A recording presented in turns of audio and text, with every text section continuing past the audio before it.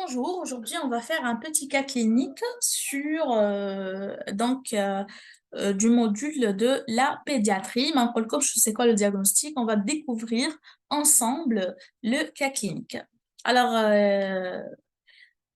un nourrisson de 2 mois est amené par ses parents aux urgences pour une dyspnée. Donc 2 mois, dyspnée. Grossesse, accouchement et période néonatale sans particularité. Il y a 4 jours, il a présenté une rhinopharyngite fébrile, température à 38,3 non traitée. Depuis ce matin, il est essoufflé, il tousse beaucoup et a vomi à 2 reprises avec diarrhée. D'accord?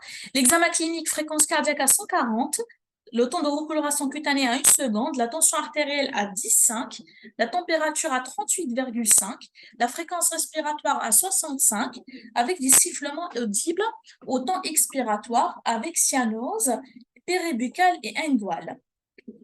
Le tirage il est intercostal, net, avec battement des ailes du nez et gênement. Le thorax est distendu. L'auscultation retrouve des râles sibilants diffus et sous-crépitants. La radiographie thoracique montre des champs pulmonaires hyper clairs, des coupoles aplaties, des espaces intercostaux larges, et on retrouve également des images en rail et des opacités non systématisées au sein desquelles on note un bronchogramme aérique. La première question, quel est le diagnostic à évoquer en priorité? Cochez la réponse juste. Est-ce que c'est une pneumopathie aiguë du nourrisson? Est-ce que c'est une bronchiolite aiguë du nourrisson? Est-ce que c'est un pneumomédiastin? Est-ce que c'est un pneumothorax? Est-ce que c'est un reflux gastro-œsophagien compliqué du pneumopathie d'inhalation? Le diagnostic est clair, est évident, c'est la bronchiolite aiguë du nourrisson. Pour quelle raison? D'accord. Pour quelle raison j'ai choisi cette réponse-là? Pourquoi c'est une bronchiolite aiguë du nourrisson? Vous avez l'âge, d'accord? Vous avez l'âge qui est inférieur à 24 mois, d'accord? 2 ans, inférieur à 2 ans. Vous avez la toux et la polypnée qui faisant suite à une infection des voies aériennes respiratoires supérieures qui est la rhinopharyngite. D'accord? Vous avez la toux, la polypnée faisant suite à une infection des voies aériennes supérieures rhinopharyngite. Vous avez la dyspnée expiratoire avec sibilant diffuse. Vous avez les râles crépitants bilatéraux et diffus en fin d'inspiration.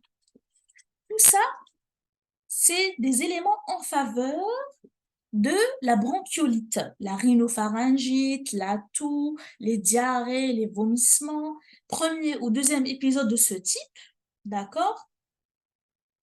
Et vous avez les signes d'accompagnement, les signes de gravité, les signes de lutte expiratoire, les battements des ailes du nez, le tirage susternal et intercostal et susternal, les signes d'hypercapnie dans les formes sévères, cyanose et sueur, vous avez les vomissements fréquents et diarrhée, vous avez les opacités floues mal limitées, floconneuses de type alvéolaire, le bronchogramme, donc le bronchogramme aérien, qui témoigne d'une bronchoalvéolite. D'accord? Donc, c'est ça. Le diagnostic est évident devant ce tableau clinique. D'accord? Voilà. On passe à la deuxième question. Quel est l'agent pathogène habituel et responsable? Voilà, je fais le cours, c'est le résumé dont j'avais déjà fait. C'est le virus respiratoire syncytial. Ce n'est pas l'adénovirus, ce n'est pas l'influenza influenzae, ce n'est pas le streptocoque et ce n'est pas le mycoplasme. C'est le virus respiratoire syncytial. Pour quelle raison? Parce que le virus respiratoire syncytial, c'est l'agent le plus fréquent des infections respiratoires graves chez le jeune enfant. C'est le premier virus en cause dans les bronchiolites, incriminé dans 3/4 des cas, peut donner des tableaux de rhinopharyngite, laryngite, bronchiolite, pneumonie et parfois des otites. Alors, troisième question, tous ces symptômes constituent des signes de gravité, sauf un, lequel? Oui, c'est la troisième question, très bien. Sauf un, lequel? Cyanose, signe de lutte, fréquence respiratoire à 65, vomissement, fréquence cardiaque à 100. Alors, quel est le symptôme qui ne fait pas partie des signes de gravité? On a déjà les signes de gravité, c'est la cyanose, ce sont les signes de lutte, la fréquence respiratoire 65, elle est élevée. C'est une polypnée ici, vomissement aussi, fréquence cardiaque à 100, elle est presque normale, la fréquence cardiaque à 100. Elle doit dépasser les 100. Donc, à la fréquence respiratoire, non. Toutes ces complications peuvent survenir précocement, sauf une, laquelle? Est-ce que c'est la surinfection bactérienne? Oui. Est-ce que c'est le pneumothorax? Oui. Est-ce que c'est l'insuffisance respiratoire chronique? Non. L'insuffisance respiratoire chronique, elle ne survient pas précocement. Il faudra du temps pour développer une insuffisance respiratoire chronique. Et en plus, l'épisode est aiguë. C'est une bronchiolite qui est aiguë, d'accord? Qui peut compliquer une insuffisance respiratoire chronique à long terme. Vous voyez? Donc, pneumomédiastin, oui. Apnée, oui. La dernière question. Le traitement durant l'hospitalisation a comporté toutes ces propositions, sauf une, laquelle?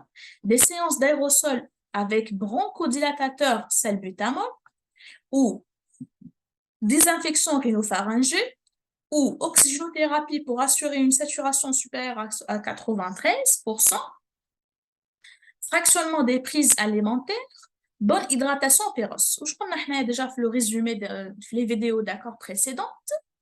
On a dit que pas de bronchodilatateur en première intention dans la bronchiolite. Donc, on ne donne pas des bronchodilatateurs. On va donner ici, on doit hospitaliser le malade, d'accord? Parce qu'il y a des signes de gravité, il y a des signes de lutte, il y a cyanose, il y a des vomissements, il y a des diarrhées qui sont fréquentes, et ainsi de suite. Donc, il y a des signes de gravité.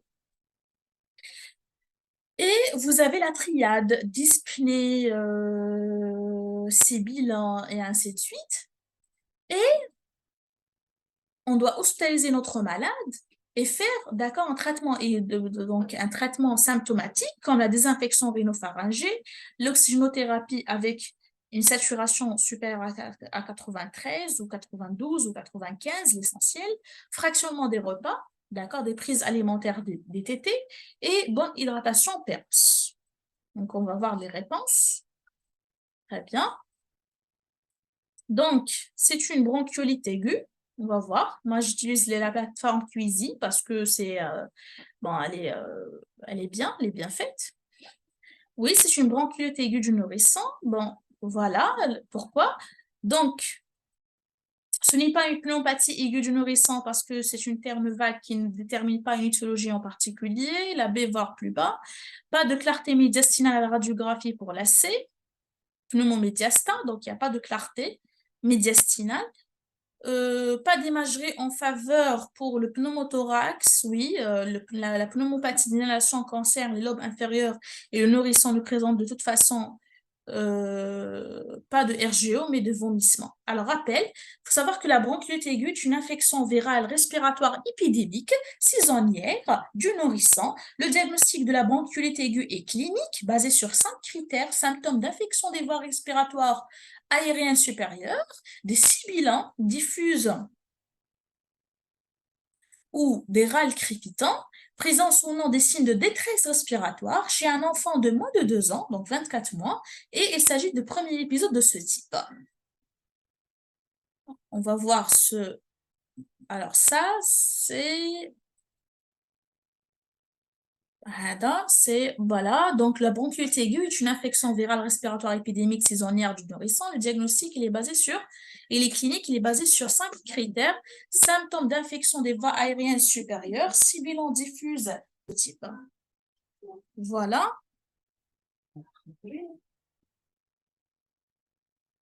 L'agent responsable du virus respiratoire syncytial, c'est le principal agent, d'accord, le principal agent à l'origine de bronchiolite du nourrisson et le seul agent pris en considération lors des épidémies, et ainsi de suite, d'accord? Alors, voilà, la fréquence respiratoire, ce n'est pas un signe, la fréquence cardiaque, pardon, ce n'est pas un signe de gravité.